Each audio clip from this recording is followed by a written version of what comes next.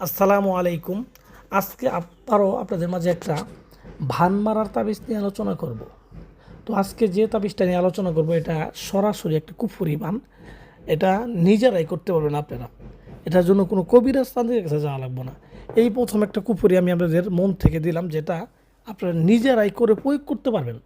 এর আগে অনেকগুলো দিচ্ছি, হয়তো ওগুলো আরও ক্রিটিক্যাল বা অনেক কষ্টকর, আপনারা পারেন নাই। কিন্তু এই যে তাবিজটা দিলাম এটা একদম খুব সিম্পল এবং সহজ পর্যায়ে কার্যকরী একটা তাবিজ।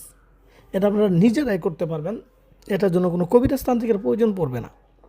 অনেকে বলতে পারেন, ভাই আমি এরকম তো মেলা তাবিজ করছি কিন্তু কাজ হয় নাই। আমি বলবো, আপনি যদি 1000টা তাবিজও করেন তো ওগুলো রাখেন, আমার এই দেওয়া তাবিজটা আপনি একটু করেন। এটা অনুরোধ, কারণ এটা করার পরে আমার প্রতি আপনার একটা বিশ্বাস আইব ভাই। আপনি বুঝবেন যে না ভাই, আমি যে অরিজিনালি কাজ করতে পারি এটা আপনি বুঝবেন। এই জন্য আমি বলি, আমাকে দিয়ে করাইতে হবে না বা অন্যান্য কোনো কবিরাজ দিয়ে করা লাগবে না। আপনি নিজে করেন। নিজে করলে নিজেই বুঝতে পারবেন যে আসলে তাবিজ কবজে কাজ হয়। তাবিজ কবজ কাজ হয় কথাটা কেন বললাম, এর কারণ হচ্ছে অনেকেই অনেক কবিরাজ তান্ত্রিকের পিছিয়ে ঘুরতে ঘুরতে, টাকা পয়সা খরচ করতে করতে কোনো কাজ তো হয়ই না, বরং ওরা নানান রকমের কথা শোনেন। কেউ বলে শরীর বন্ধ, কেউ বলে নদী পার হয় না, কেউ বলে অমুক সমস্যা, কেউ বলে জিনেরে মিষ্টি দেওয়া লাগবো, নানান রকমের সমস্যা বলে।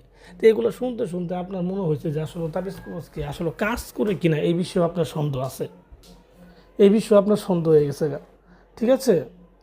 তো আপনি এর জন্য কী করবেন, এটা নিজেরাই করবেন। এই জন্য বললাম নিজেরাই করবেন, তাহলে বুঝতে পারবেন যে না আসলে অরিজিনালি যে কাজ হয় আপনি নিজেই বুঝতে পারবেন। তাই বলবো, আপনারা অযথায় এগুলোর পিছনে দৌড়াদৌড়ি না করে নিজেরা কাজ করার চেষ্টা করেন।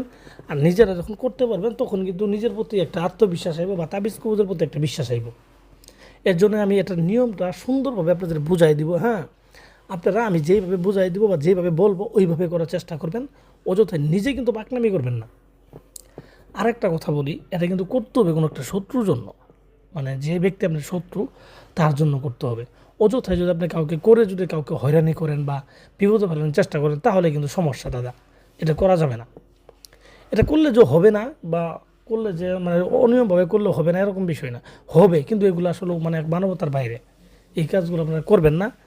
আপনাদের বিশেষ অনুরোধ, আপনারা এটা শত্রুর জন্যই করবেন। একেবারে দেওয়ালে পিঠ ঠেকা অবস্থায়, মানে ঠিক দেওয়ালে পিঠ ঠেকে গেছে এই অবস্থায় আপনি এই তাবিজগুলো করবেন।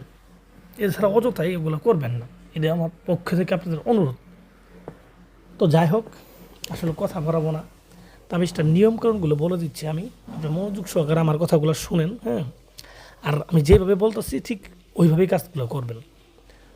প্রথমত তাবিজটা ভালোভাবে একটু দেখে নেন, তাবিজটা কীভাবে লেখা আছে, এটা খুবই গুরুত্বপূর্ণ। সাইডে দেখেন তাবিজটা রাখা আছে, আপনি ভালোভাবে দেখে নেন যে তাবিজটা কীভাবে লেখা আছে। আপনি প্রয়োজনে এটা একটা খাতাতে বা ডায়েরিতে নোট করে রাখেন। এটা বারবার আপনি আগে আলাদাভাবে লেখেন, লিখে হাতের জড়তাটা ভেঙে ফেলুন, যেন আপনি পরবর্তীতে ফাইনাল কাজের সময় সুন্দরভাবে লিখতে পারেন। তো এইভাবে আগে লিখে রাখেন একটা খাতাতে।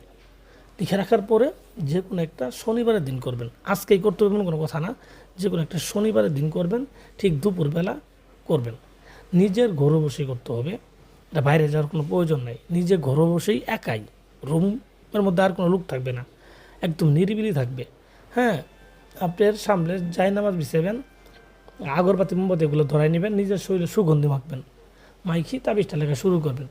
তাবিজটা লেখার সময় অবশ্যই মুখের ভিতরে লবণ ঢুকাই রাখবেন, মানে লবণ অথবা তিতা জাতীয় জিনিস মুখের মধ্যে দিয়ে আপনি তাবিজটা লিখবেন। লিখার পরে আপনি কি করবেন, কিভাবে লিখবেন, আপনার যাকে করবেন, হ্যাঁ, তার ব্যবহার করা কাপড়, যার জন্য করবেন তার ব্যবহার করা কাপড় সম্ভব হলে তার ব্যবহার করা কাপড়ের মধ্যে এই তাবিজটা লিখবেন। এটা লিখবেন আপনি শ্মশানের কয়লা দিয়ে, চিতা পোড়ায় যে শ্মশানে, হ্যাঁ, ওটা যে কয়লা থাকে এই কয়লা দিয়ে আপনি এটা লিখবেন। লিখার পরে যে নিয়মে নিচে নামগুলো দেওয়া আছে, যেখানে নামগুলো দেওয়া আছে ওই জায়গায় নামগুলো আপনি লিখে দেবেন। যাকে করবেন তার নাম, তার বাবার নাম, হ্যাঁ, ছেলে হলে বাবার নাম আর মেয়ে হলে মায়ের নাম, এটা তো অবশ্যই জানেন। এবং নামগুলো অবশ্যই আরবিতে লিখে দিবেন। তো লিখে দেওয়ার পর তাবিজটার মধ্যে আতর দিবেন, আগরবাতির ধোঁয়া দিবেন। হ্যাঁ, এবং তাবিজের কিছু সদকায় জারিয়া দিবেন, মানে টাকা পয়সা দিবেন। হ্যাঁ, ওই যে আদ্রি মাদ্রি এগুলো তাবিজের মধ্যে দিবেন। দেওয়ার পরে তাবিজটা লাল কাপড় দিয়ে একটা পেঁচায় ফেলাবেন। লাল কাপড় দিয়ে সুন্দর করে পেঁচায় ফেলবেন। পেঁচায় ফেলার পরে এই তাবিজটাকে যে কোনো একটা বাথরুমে ফেলাই দিবেন। হ্যাঁ, কোমোটের মধ্যে একেবারে যদি পারেন 70 বাড়িতে যদি ফেলাইতে পারেন আরও ভালো হবে। আর না পারলে হ্যাঁ যে কোনো একটা বাথরুম বা পাবলিক বাথরুমে ফেলানোর চেষ্টা করবেন, দেখবেন কাজ হয়ে যাবে একেবারে গ্যারান্টি।